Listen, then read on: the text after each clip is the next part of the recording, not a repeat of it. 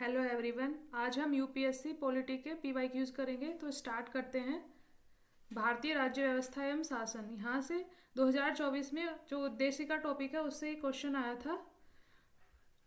Doctor Rajendra Prasad के कार्यभार संभालने से पहले संविधान सभा के अस्थायी सभापति कौन थे? ऑप्शन ए था Shri Rajagopalachari, option B doctor B R Ambedkar, option C T T Krishnamachari और ऑप्शन डी था डॉक्टर सच्चिदानंद सिन्हा। तो इसका सही आंसर था option D doctor Sachchidanand Sinha. इसकी व्याख्या देख लेते हैं। संविधान सभा की प्रथम बैठक 9 दिसंबर 1946 को आहूत की गई, जिसमें मुस्लिम लीग ने अलग राज्य पाकिस्तान की मांग करते हुए सत्र का बहिष्कार किया। परिणाम स्वरूप केवल 211 सदस्य ही उपस्थित हुए। फ्रांसीसी परंपरा का पालन करते हुए सबसे वरिष्ठ सदस्य डॉक्टर सच्चिदानंद सिन्हा को संविधान सभा का अस्थायी अध्यक्ष चुना गया। इसके बाद संविधान सभा डॉक्टर राजेंद्र प्रसाद को स्थायी अध्यक्ष नियुक्त किया गया तथा एच.सी. मुखर्जी एवं वी.टी. कृष्णमाचारी को उपाध्यक्ष के रूप में चयनित किया गया। फिर एक क्वेश्चन मूलाधिकार से आया था। भारत के उच्चतम न्यायालय ने निजता के अधिकार को भारत के संविधान के निम्नलिखित में से किस अनुच्छेद के अंतर्गत रखा है? ऑप्शन ए था अनुच्छेद 15, ऑप्शन बी अनुच्छेद 16, ऑप्शन सी अनुच्छेद 19, ऑप्शन डी अनुच्छेद 21। तो इसका सही आंसर था अनुच्छेद 21।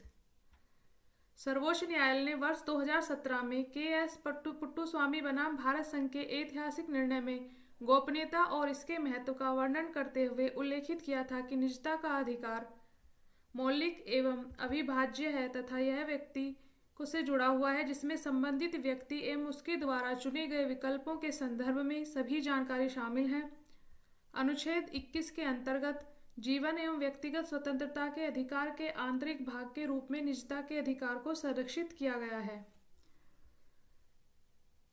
ये क्वेश्चन 2024 के थे। अब हम 2023 के देखते हैं। 2023 में जो फर्स्ट क्वेश्चन आया था वो था संविधान दिवस के बारे में निम्नलिखित कथनों पर विचार कीजिए। कथन फर्स्ट था, नागरिकों के बीच संवैधानिक मूल्यों को संवर्धित करने के लिए संविधान दिवस प्रतिवर्ष 26 नवंबर को मनाया जाता है। कथन सेकंड था, 26 नवंबर 1949 को भारत की संविधान सभा में भारत के संविधान का प्रारूप तैयार करने के लिए डॉक्टर बी आर अम्बेडकर की अध्यक्षता में प्रारूपण समिति बनाई गई। उपयुक्त कथनों के बारे में निम्नलिखित में से कौन सा एक सही है? ऑप्शन ए था कथन फर्स्ट और कथन सेकंड तीनों सही है तथा कथन सेकंड कथन फर्स्ट की व्याख्या करता है। ऑप्शन बी था कथन फर्स्ट और कथन सेकंड दोनों सही है तथा कथन सेकंड कथन फर्स्ट की सही व्याख्या नहीं है। ऑप्शन सी है कथन फर्स्ट सही है किंतु कथन सेकंड गलत है। ऑप्शन डी है कथन फर्स्ट गलत है किंतु कथन सेकंड सही है। इसका सही आंसर ऑप्शन सी है, कथन फर्स्ट सही है किंतु कथन सेकंड गलत है। क्यों गलत है देख लेते हैं। 26 नवंबर को संविधान दिवस के रूप में मनाया जाता है। इसी दिन वर्ष 1949 में भारतीय संविधान सभा ने औपचारिक रूप से भारत के संविधान को अपनाया, जो आगे चल के 26 जनवरी 1950 को लागू हुआ। इसलिए फर्स्ट तो सही है। सेकंड क्यों गलत है देख लेते हैं। 29 अगस्त 1947 को संविधान सभा ने डॉक्टर बी आर अम्बेडकर की अध्यक्षता में प्रारूप समिति का गठन किया, जिसने भारतीय संविधान के प्रारूप को तैयार किया। इसलिए कथन सेकंड सही नहीं है। 13 दिसंबर 1946 को संविधान सभा ने औपचारिक रूप से भारतीय संविधान के निर्माण की शुरुआत की। जवाहरलाल नेहरू ने उद्देश्य प्रस्ताव पेश किया, जिसका उद्देश्य भारत को एक स्वतंत्र संप्रभु गणराज्य के रूप में घोषित करना तथा इसके संचालन हेतु एक संविधान का निर्माण करना था। इस प्रस्ताव ने संविधान सभा के कार्य का मार्गदर्शन करने हेतु सामान्य सिद्धांतों की स्थापना की। 22 जनवरी 1947 को संविधान सभा ने इस प्रस्ताव को अपनाया। नेक्स्ट क्वेश्चन है, सारभूत रूप में विधि की सम्यक प्रक्रिया का अभिप्राय क्या है? ऑप्शन है नैसर्गिक न्याय का सिद्धांत, ऑप्शन बी है विधि द्वारा स्थापित पद्धति, ऑप्शन सी है विधि की निष्पक्ष प्रयुक्ति, ऑप्शन डी है विधि के समक्ष क्षमता। तो इसमें ऑप्शन ए सही है, नैसर्गिक न्याय का सिद्धांत। व्याख्या देख लेते हैं। सारभूत रूप में विधि की सम्यक प्रक्रिया का अभिप्राय है नैसर्गिक न्याय का सिद्धांत। नैसर्गिक न्याय के सिद्धांत का उद्देश्य प्रशासनिक और कानूनी कार्यवाही में निष्पक्ष और न्यायपूर्ण निर्णय लेना सुनिश्चित करना है। इन्हें दो श्रेणियों में वर्गीकृत किया जा सकता है, मूल यानी पर्याप्त और प्रक्रियात्मक। निष्पक्षता, मूल पर्याप्त निष्पक्षता का तात्पर्य उस आवश्यकता से है जिससे प्रशासनिक निर्णय वस्तुनिष्ठ मानदंडों पर आधारित हो और निर्णय लेने वाले निर्णय लेने से पहले सभी प्रासंगिक कारकों पर विचार करें। दूसरे और प्रक्रियात्मक निष्पक्षता इस आवश्यकता को संदर्भित करती है कि पारदर्शी और निष्पक्ष प्रक्रियाओं का उपयोग करके प्रशासनिक निर्णय लिए जाने चाहिए। नैसर्गिक न्याय के सिद्धांत निम्नलिखित हैं। सुने जाने का अधिकार। सबसे फर्स्ट सुने जाने का अधिकार। इस सिद्धांत का अर्थ है कि किसी भी व्यक्ति को उनके हितों को प्रभावित करने वाले निर्णय लेने से पहले सुनवाई का अवसर दिया जाना चाहिए। यह सिद्धांत सुनिश्चित करता है कि निर्णय लेने वाला निर्णय लेने से पहले सभी प्रासंगिक सबूतों और तर्कों पर विचार करे। कोई भी अपने स्वयं के मामले में पक्षपाती नहीं होना चाहिए। इस सिद्धांत का अर्थ है कि निर्णय लेने वाले को निष्पक्ष होने चाहिए और निर्णय के परिणाम में व्यक्तिगत स्वार्थ पर बल नहीं देना चाहिए। यह सिद्धांत सुनिश्चित करता है कि निर्णय लेने में ऐसे पूर्वाग्रह या हितों का टकराव नहीं हो जो उनके निर्णय को प्रभावित कर सकते हैं। पक्षपात के विरुद्ध रहना। इस सिद्धांत का अर्थ है कि निर्णय लेने वालों को निर्णय लेने वाले पक्ष के प्रति या उसके विरुद्ध पक्षपाती नहीं होना चाहिए। यह सिद्धांत सुनिश्चित करता है कि निर्णय लेने वाले निष्पक्ष तरीके से सभी प्रासंगिक कारकों पर विचार करें। नैसर्गिक न्याय की एकमात्र आवश्यकता नहीं है। इस सिद्धांत का अर्थ है कि प्रशासनिक निर्णय लेने के लिए नैसर्गिक न्याय ही एकमात्र आवश्यकता नहीं है। प्रशासनिक निर्णय लेने में अन्य वैधानिक आवश्यकताओं पर विचार किया जाना चाहिए। नेक्स्ट क्वेश्चन है, निम्नलिखित कथनों पर विचार कीजिए। फर्स्ट है, भारत के संविधान के अनुसार केंद्र सरकार का यह एक दायित्व है कि वह राज्यों को आंतरिक असुरक्षा से बचाए। सेकंड है, भारत का संविधान राज्यों को निवारक निरोध में रखे जा रहे किसी व्यक्ति को विधिक काउंसिल उपलब्ध कराने से छूट प्रदान करता है। थर्ड है, आतंकवाद निवारण अधिनियम 2002 के अनुसार पुलिस के समक्ष अभियुक्त की संस्कृति को साक्ष्य के रूप में प्रयुक्त नहीं किया जा सकता। उपयुक्त में से कितने कथन सही हैं? ऑप्शन ए केवल 1, ऑप्शन बी है केवल 2, ऑप्शन सी है सभी 3 और डी है कोई भी नहीं। तो इसमें ऑप्शन बी सही है, केवल 2 सही है। अनुच्छेद 355 के अनुसार संघ का यह कर्तव्य होगा कि वह प्रत्येक राज्य को बाह्य आक्रमण और आंतरिक असुरक्षा से बचाए और यह सुनिश्चित करे कि प्रत्येक राज्य की सरकार इस संविधान के प्रावधानों के अनुसार चले। उदाहरण के लिए संविधान का अनुच्छेद 22 का सबक्लोज ए कानूनी परामर्श के अधिकारों को सुनिश्चित करता है, लेकिन अनुच्छेद 22 का सबक्लोज 3 का सबक्लोज बी निवारक निरोध कानून के तहत हिरासत में लिए गए व्यक्तियों के यह अधिकार छीन लेता है कि इन प्रावधानों के तहत सर्वोच्च न्यायालय ने A.K. रॉय बनाम भारत संघ के मामले में यह फैसला सुनाया कि बंदियों को सलाहकार बोर्ड की सुनवाई में कानूनी प्रतिनिधित्व का अधिकार नहीं है। आतंकवादी और विघटनकारी गतिविधियां अधिनियम 1987 और आतंकवाद निवारण अधिनियम 2002 क्रमशः टाडा और पोटा के रूप में जाना जाता है ने पुलिस अधिकारियों के समक्ष अभियुक्तों द्वारा दिए गए बयानों को स्वीकार करने का प्रावधान किया था।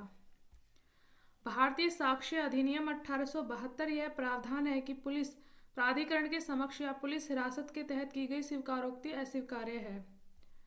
अब हम 2021 के PYQs देखते हैं। फर्स्ट है, 26 जनवरी 1950 को भारत की वास्तविक संवैधानिक स्थिति क्या थी? ऑप्शन ए है लोकतंत्रात्मक गणराज्य, ऑप्शन बी है संपूर्ण प्रभुत्व संपन्न लोकतंत्रात्मक गणराज्य, ऑप्शन सी है संपूर्ण प्रभुत्व संपन्न पंथनिरपेक्ष लोकतंत्रात्मक गणराज्य और ऑप्शन डी है संपूर्ण प्रभुत्व संपन्न समाजवादी पंथनिरपेक्ष लोकतंत्रात्मक गणराज्य। तो इसका ऑप्शन बी सही है, संपूर्ण प्रभुत्व संपन्न लोकतंत्रात्मक गणराज्य। व्याख्या 26 जनवरी 1950 को लागू हुए भारतीय संविधान की उद्देशिका में भारत को संपूर्ण प्रभुत्व संपन्न लोकतंत्रात्मक गणराज्य के रूप में घोषित किया था, अर्थात तब के अनुसार भारत की वास्तविक संवैधानिक स्थिति संपूर्ण प्रभुत्व संपन्न लोकतंत्रात्मक गणराज्य की थी। हालांकि 1976 में किए गए संविधान के 42वें संशोधन के पश्चात प्रस्तावना में समाजवादी, पंथनिरपेक्ष और अखंडता शब्द जोड़ दिए गए, जिससे भारत की संवैधानिक स्थिति में परिवर्तन हुआ। नेक्स्ट क्वेश्चन है, भारत रत्न और पद्म पुरस्कारों के संबंध में निम्नलिखित कथनों पर विचार कीजिए। फर्स्ट है, भारत रत्न और पद्म पुरस्कार भारत के संविधान के अनुच्छेद 18 के सबक्लोज 1 के अंतर्गत उपाधियां हैं। सेकंड है, वर्ष 1954 में प्रारंभ किए गए पद्म पुरस्कारों को केवल एक बार निलंबित किया गया था। थर्ड है, किसी वर्ष विशेष में भारत रत्न पुरस्कारों की अधिकतम संख्या 5 तक सीमित है। उपयुक्त कथनों में से कौन से कथन सही हैं? ऑप्शन ए केवल 1 और 2, ऑप्शन बी है केवल 1 और 3, ऑप्शन सी है 2 और 3 और ऑप्शन डी है 1, 2 और 3। इसका आंसर है ऑप्शन डी। व्याख्या, संविधान का अनुच्छेद 18 का सबक्लोज 1 यह प्रावधान करता है कि राज्य, सेना या विद्या संबंधी सम्मान के सिवाय और कोई उपाधि प्रदान नहीं करेगा। 1995 में सर्वोच्च न्यायालय द्वारा बालाजी राघवन मामले में दिए गए निर्णय में यह स्पष्ट किया गया कि भारत रत्न व पद्म पुरस्कार संविधान के अनुच्छेद 18 के सबक्लोज 1 में वर्णित उपाधियां नहीं हैं। अतः कथन सही नहीं है क्योंकि ये उपाधियां नहीं है। उल्लेखनीय है कि वर्ष 1954 में आरंभ किए जाने के पश्चात ऐसा 2 बार हुआ, 1978 और 1989 व 1993 से 1997 तक पद्म पुरस्कार वितरित नहीं किए गए क्योंकि इन्हें निलंबित किया गया था। किसी वर्ष विशेष में अधिकतम 3 भारत रत्न पुरस्कार दिए जा सकते हैं, जबकि ऊपर 5 कहा गया था, तो इसलिए वो गलत है। नेक्स्ट है, भारत के संदर्भ में निम्नलिखित कथनों पर विचार कीजिए। फर्स्ट है, न्यायिक हिरासत का अर्थ है कि अभियुक्त संबंधित मजिस्ट्रेट की हिरासत में है और ऐसे अभियुक्त को पुलिस स्टेशन के हवालात में रखा जाता है, न कि जेल में। सेकंड है, न्यायिक हिरासत के दौरान मामले के प्रभारी पुलिस अधिकारी न्यायालय की अनुमति के बिना संदिग्ध व्यक्ति से पूछताछ नहीं कर सकते। उपयुक्त कथनों में से कौन सा सही है? ऑप्शन ए है केवल 1, ऑप्शन बी है केवल 2, ऑप्शन सी है 1 और 2 दोनों और ऑप्शन डी है न तो 1 न ही 2। तो इसमें ऑप्शन बी सही है, केवल 2 सही है। व्याख्या देख लेते हैं। भारत के संदर्भ में न्यायिक हिरासत का अर्थ है कि अभियुक्त संबंधित मजिस्ट्रेट की हिरासत में है और उसे जेल में रखा जाता है, इसलिए फर्स्ट सही नहीं है। साथ ही यदि मामले का प्रभारी पुलिस अधिकारी न्यायिक हिरासत के दौरान किसी संदिग्ध व्यक्ति से पूछताछ करना चाहता है तो उसके द्वारा न्यायालय की अनुमति ली जाना अनिवार्य है, इसलिए कथन 2 सही है। नेक्स्ट क्वेश्चन है, भारत के संदर्भ में निम्नलिखित कथनों पर विचार कीजिए। फर्स्ट है, जब एक कैदी पर्याप्त आधार प्रस्तुत करता है तो ऐसे कैदी को पैरोल मना नहीं किया जा सकता क्योंकि वह उसके अधिकार का मामला बन जाता है। सेकंड है, कैदी को पैरोल पर छोड़ने के लिए राज्य सरकार के अपने नियम हैं। उपयुक्त कथनों में से कौन सा सही है? ऑप्शन ए केवल 1, ऑप्शन बी केवल 2, ऑप्शन सी 1 और 2 दोनों और ऑप्शन डी न तो 1 न ही 2। तो इसमें ऑप्शन बी सही है, केवल 2। भारत में कारागारों में सजा काट रहे बंदियों को समय समय पर पैरोल पर छोड़ जाने की व्यवस्था प्रचलित है। सामान्यतः एक बंदी द्वारा पर्याप्त आधार प्रस्तुत किए जाने पर उसे पैरोल दी जा सकती है। हालांकि पैरोल पर छोड़े जाना किसी भी प्रकार से बंदी के अधिकार का मामला नहीं है और पर्याप्त आधारों के बावजूद प्रशासन उसे पैरोल देने से इनकार कर सकता है। संविधान की 7वीं अनुसूची के अंतर्गत दी गई राज्य सूची की प्रविष्टि संख्या 4 कारागार, सुधारालय, बोर्डस्टर संस्थाएं और उसी प्रकार की अन्य संस्थाएं और उनमें निरुद्ध व्यक्ति कारागारों और अन्य संस्थाओं के उपयोग के लिए अन्य राज्यों से ठहराव है। इसमें यह स्पष्ट है कि पैरोल के नियमों सहित कारागारों से संबंधित किसी प्रकार को विधि व नियम बनाना राज्य विधानसभाओं का क्षेत्राधिकार है। नेक्स्ट है, कानून को लागू करने के मामले में कोई विधान जो किसी कार्यपालक अथवा प्रशासनिक प्राधिकारी और अनिर्देशित एवं अनियंत्रित विवेकाधिकार देता है, भारत के संविधान के निम्नलिखित अनुच्छेदों में से किसका उल्लंघन करता है? ऑप्शन ए है अनुच्छेद 14, ऑप्शन बी है अनुच्छेद 32, ऑप्शन सी अनुच्छेद 28 और डी है अनुच्छेद 44। तो इसमें ऑप्शन ए सही है, अनुच्छेद 14। व्याख्या देख लेते हैं। भारतीय संविधान के अनुच्छेद 14 में यह प्रावधान है कि राज्य भारत के राज्य क्षेत्र में किसी व्यक्ति को विधि के समक्ष समता से या विधियों के समान संरक्षण से वंचित नहीं करेगा। यह विधि के समक्ष समता का आशय यह है कि भारत में सभी व्यक्ति विधि के दायरे में समान रूप से आएंगे और किसी को भी कोई विशेष अधिकार प्राप्त नहीं होगा। ऐसे में यदि कोई विधान किसी कार्यपालक अथवा प्रशासनिक अधिकारी को अनिर्देशित व एवं अनियंत्रित विवेकाधिकार देता है तो विधि के समक्ष समता के सिद्धांत का उल्लंघन होगा। इस प्रकार विकल्प ए सही है। नेक्स्ट है, भारत के संविधान के किस अनुच्छेद के अंतर्गत निजता का अधिकार संरक्षित है? ऑप्शन ए अनुच्छेद 15, ऑप्शन बी अनुच्छेद 19, ऑप्शन सी अनुच्छेद 21 और ऑप्शन डी अनुच्छेद 29। तो इसमें अनुच्छेद 21 है, ऑप्शन सी। 14 अगस्त 2017 को सर्वोच्च न्यायालय की 9 न्यायाधीशों वाली संवैधानिक पीठ ने जस्टिस के.एस. पुट्टुसामी बनाम भारत संघ मामले में ऐतिहासिक निर्णय देते हुए निजता के अधिकार को मौलिक अधिकार के रूप में मान्यता दी। न्यायालय ने कहा कि निजता का अधिकार अनुच्छेद 21 के तहत प्रदत्त प्राण और दैहिक स्वतंत्रता के अधिकार के आधारभूत भाग के रूप में और संविधान के भाग 3 द्वारा प्रत्याभूत स्वतंत्रताओं के एक हिस्से के रूप में संरक्षित है। तो यहाँ पर 2021 तक के PYQs हम लोगों ने कर लिए हैं। तो सबसे ज़्यादा मतलब 2021 में 6 क्वेश्चन आए थे पॉलिटी से। तो ये हमने जैसे 2021 तक के PYQs किए हैं, तो आप लोगों को इतना तो क्लियर हो गया होगा कि कहाँ से ज़्यादातर UPSC में क्वेश्चन बनते हैं। आपने देखा हो जाता है आर्टिकल से और हमारा जो प्रस्तावना है उससे क्वेश्चन बने हुए हैं।